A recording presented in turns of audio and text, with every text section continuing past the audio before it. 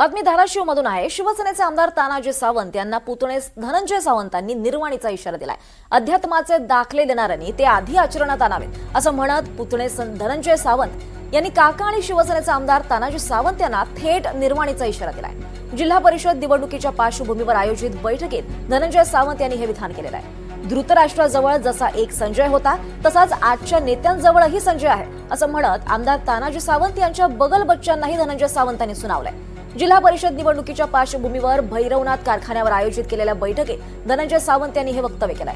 आता आमदार तानाजी सावंत यांच्या भूमिकेकडे सर्वांचं लक्ष लागलंय। अध्यात्म मला भी चांगलं जमतं, अध्यात्म मी पण करतो। अध्यात्माचे दाखले जर तुम्ही द्यायला लागलात तर आधी आचरणात आणा, मग दाखले द्या। कारण बोलायला भरपूर आहे, वडीलधाऱ्याचा मान ठेवणं माझं काम आहे, मी मान ठेवतोय।